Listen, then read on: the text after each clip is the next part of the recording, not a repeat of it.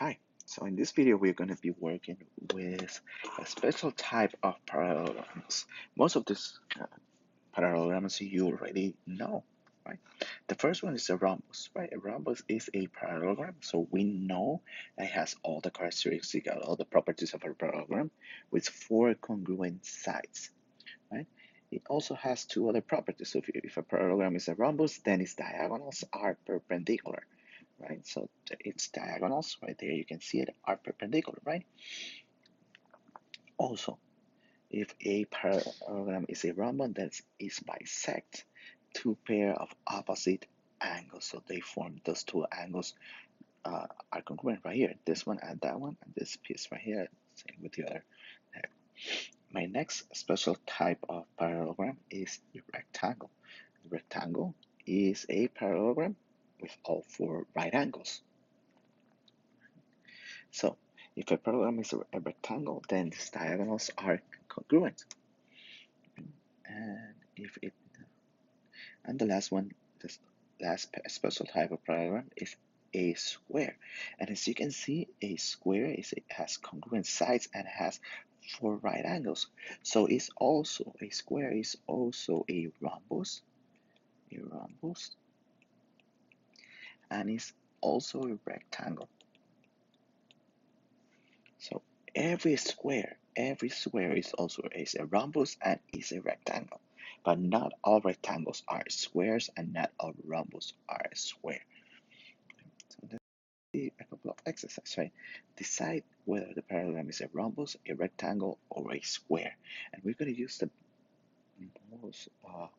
best description, right? So in this case, I have four right angles and I don't have congruent sides. So I have those two congruent sides and these two congruent sides, but they are not all congruent. So that's why this is a rectangle. Right? The next one, as you can see, I have all congruent sides and all congruent angles, or right angles, right? So in this case, this is a square. A square is also a rectangle, is also a rhombus, but the best description is a square. The next one. So in this one, I only have congruent sides. I don't have information about the angles. By looking at it, I know that all the angles are not congruent, but I cannot definitely tell because I don't have that information. But I know that this is a rhombus. Why? Because I have all congruent sides. Okay. The next one, I know that it's a parallelogram, right? Why? Because it says, one of the theorems says that if you have a pair of opposite sides that are both parallel and congruent, that is a parallelogram, right? I know that because this angle is a right angle, this angle is also right, and this one is right, and that one is right. So in this case, I have enough information to tell that this is a rectangle, right? By looking at the shape, I know that it's not a square, but I don't have enough information to prove that it's not a square. Right, so in this case, I want to find the measures of the number of angles in each rhombus. It's already telling me that it's a rhombus. So because this rhombus is also a parallelogram, so based on the properties of parallelograms, I know that this angle is congruent to this one. Right? And based on the properties of a rhombus, a diagonal from a rhombus bisect two pairs of opposite angles. So that means that this angle is going to be congruent to that one, right? But because these two angles, the big one, are congruent, that means that this piece is also congruent to that one, but it's also congruent to those two angles over here. So that means that the measure of angle 2 is equals 54 degrees, and the measure of angle 3 equals 54 degrees also. Again, you have two congruent angles, right? And this diagonal right here is cutting in half both of those angles. Again, those angles are congruent. So that means that this piece, angle 2, angle 3, and angle 54, they all are congruent, right? Now, I know that this whole angle that I marked down here and this one is 54 times 2, so this is 108, right? Angle 4 and the angles that's 188, they are consecutive angles in a parallelogram, so that means that the measure of angle 4 plus 108 equals 180 minus 108. So the measure of angle 4 equals 72 degrees, right? And angle 1 and 4 are congruent, so the measure of angle 1 is also 72 degrees. So I have angle 1, 2, 3, and 4.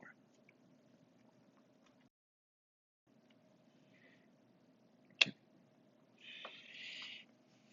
So I'm going to start with this one, right? I'm going to start with angle 2 because it's the easiest one, right? Angle 2. So the measure of angle 2 equals 90 degrees. Why? Because one of the properties of a rhombus is that its diagonals are perpendicular. So that means that this angle is 90 degrees, right? Now, as you can see up here, I have a triangle, right? So this one is 90, that one is 20. So I can find angle 1, the measure of angle 1 plus 20 has to equal to 90 degrees. And again, why 90 degrees? I have a triangle right there, right? So I have a right triangle right here, right? So if this one is 90, that means that the other two has to add to 90. Why? Because the sum of the angle of a triangle is 180. So that means that minus 20 minus 20. So the measure of angle 1 equals 70 degrees, right? And again, angle A, the big angle A and the big angle C are congruent, right? And the property of a rhombus divides all those two angles in half. So that means that each half is congruent. So the measure of angle 3 equals the same measure of angle 1, and the measure of angle 4 also equals the same measure. So I have angle 1, angle 2, 3, and 4. Okay, so this one it says HIJK is a rectangle. Find the value of x and the length of each diagonal, right? So let's do this drawing right here. So it says HIJK,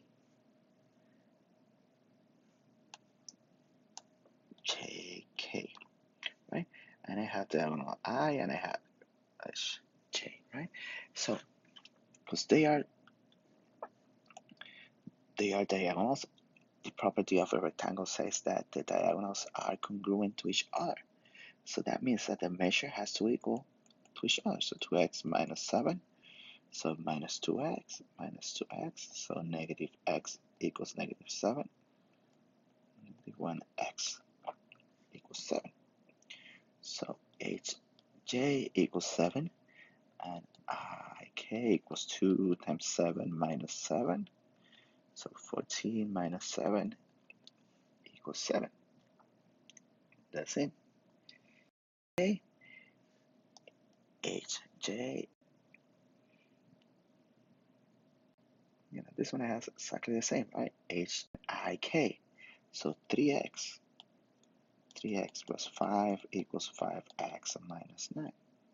So minus 5 on both sides. So 3x equals 5x minus 14 minus 5x. So negative 2x equals negative 14. So negative 2, x equals 7. So hj equals 3 times 7 plus 5. So 21 plus 5 equals 26. And the next one equals 5 times 7 minus 9. So 35 minus 9 equals 26. Now, it's telling me that LMNO is a square. So I know that a square has all its sides are congruent. So that means that x plus 7 has to equal to 3x plus 1. So minus 7. So x equals 3x minus 6 minus 3x. So negative 2x equals negative 6. And I'm just going to divide by negative 2. So x equals 3. Now it's asking me also to find the size length. So that means that I'm going to substitute 3 plus 7. So Lm equals 3 plus 7 is 10. And Mn equals 3 times 3 plus 1. 9 plus 1 equals 10. This one is telling me that it's a rhombus, right? It's a rhombus. That means that those two sides, and it's already telling me right here they're congruent. So m plus 12 equals 3m minus m. 12 equals 2m divided by 2. So m equals 6. Now, BC equals 3 times 6 is 18.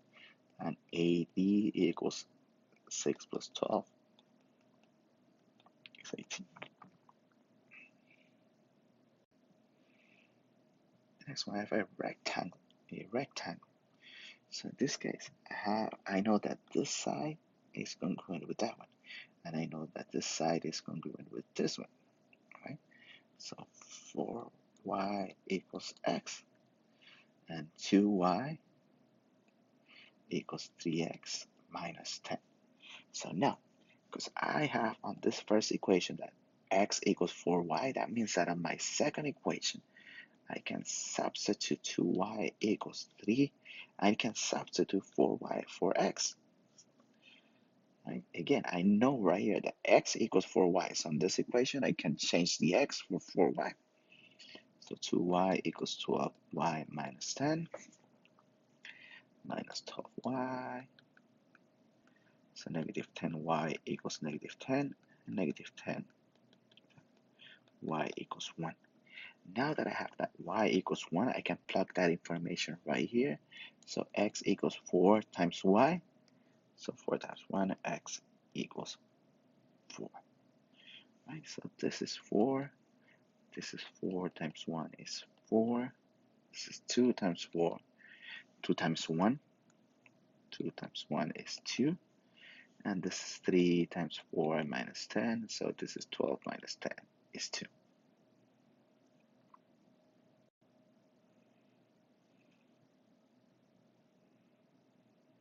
It's asking me to prove that those two right triangles are congruent.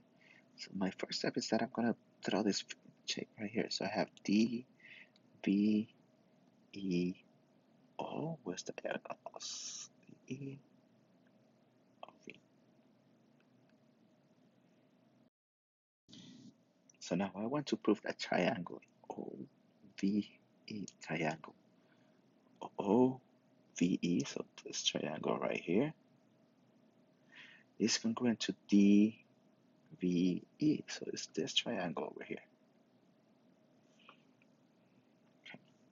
So I'm going to start with my given. So I know that rectangle DVO with diagonals DEOV. Okay, this is my given.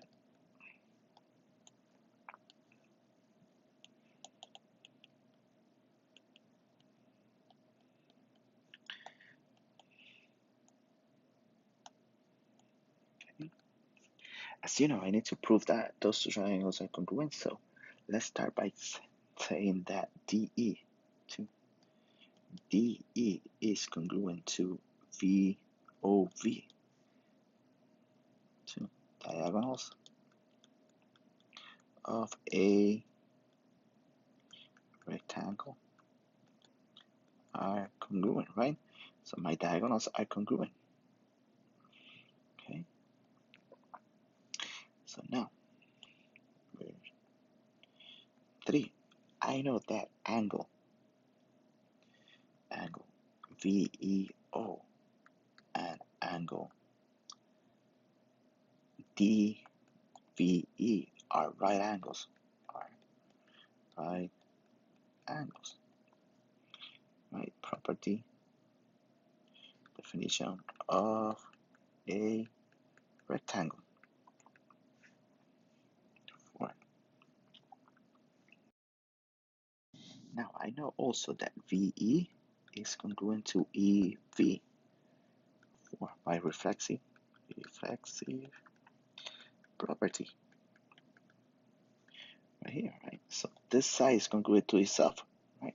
And both triangles share those sides. So now I have enough information to prove by 5 that triangle OVE is congruent to triangle TEV by the hypotenuse leg theorem.